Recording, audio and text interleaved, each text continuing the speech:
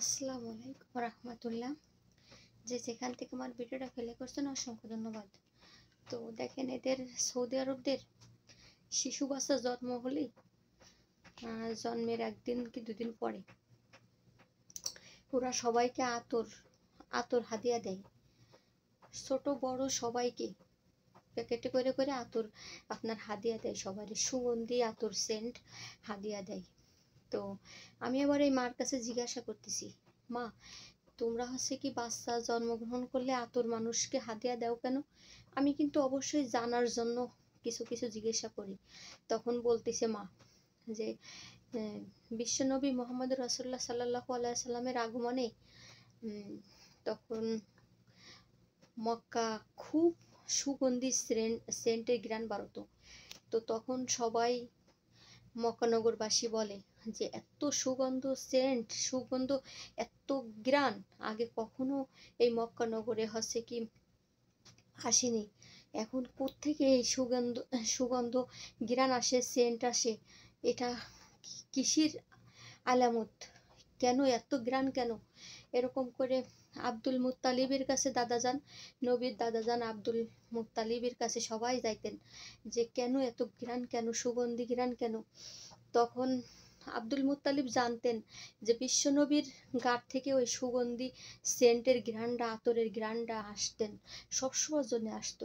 তো সেইভাবে ওরা বিশ্বনবীর আগমনে ওই যে সেন্টের একটা সুগন্ধি ঘ্রাণ ওরকম, তো সেই ক্ষেত্রে সেই উপলক্ষে নবীর কথা অনুসরণ করে এরা বাচ্চা জন্মর পরে অমনি সুগন্ধি আতরের সেন্টের ঘ্রাণযুক্ত ঘরের ভিতরও সব জায়গা ছিটায়, আশপাশেও ছিটায়, আর মানুষকে হাদিয়া দেয়, বেশি বেশি হাদিয়া দেয়।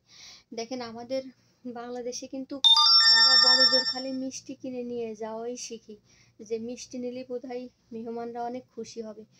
আসলে খুশি কিভাবে রাখতে হয় সেটা কিন্তু আমরা বুঝি না। খুশি মনে করেন কি আপনার কাছে বেশি টাকা নাই, আপনার সামর্থ্য অনুযায়ী আপনি একটা হাদিয়া দেওয়ার জন্য একটা সেন্ট আতর সুগন্ধি আতর, একটা জায়নামাজ, একটা তসবি, বা আপনার যে কোনো একটা খাবার, একটা খেজুরের প্যাকেট, এইগুলো সচরাচর ছোটো খাটো জিনিস কিন্তু আমরা বাংলাদেশে মানুষকে হাদিয়া করি না, হাদিয়া দিই না, গিফট দিই না। আমরা মোটা অঙ্কারে মুখ চিনে দিই যে কার বাড়ি কীভাবে দিতে হবে, কিভাবে দামি মিষ্টি নিতে হবে, কার বাড়ি যাব। তো মানুষ চিনে, মুখ চিনে কিন্তু আমরা এই ব্যবহারটা করি। আসলে এই ব্যবহারটা করা ঠিক না। আমাদের এমন কোনো কাজ আমাদের করা উচিত না যে আমাদের ইসলামের বাইরে যাক সেই কাজটা, বা সবের বাইরে যাক সেই কাজটা। আমরা যে কাজটা যখনই করতে যাব না কেন, চিন্তা ভাবনা আমাদের, ধ্যান ধারণা চিন্তা ভাবনা থাকা উচিত যে এটা যেন আমার আল্লাহ তাআলা এই কাজটার জন্য খুশি হয়ে যায়, আমার জন্য আমি নবীর উম্মত হয়ে পরিচিত দিয়ে যেন মরার পরে যেন পরিচয় দিতে পারি যে আমি নবীর উম্মত, নবীর সুন্নাত আদায় করছি, মানুষের সাথে আমি খুব ভালো ব্যবহার করছি, মানুষকে আমি হাদিয়া দিছি। তো সবাই ভালো থাকবেন, সুন্দর আলোচনা করলাম, ভালো লাগলে শেয়ার করবেন, আমার ভিডিওর পাশে থাকবেন। সবাই ভালো ব্যবহার, ভালো কিছু করার চেষ্টা করবেন। আলহামদুলিল্লাহ, সবাই ভালো থাকবেন।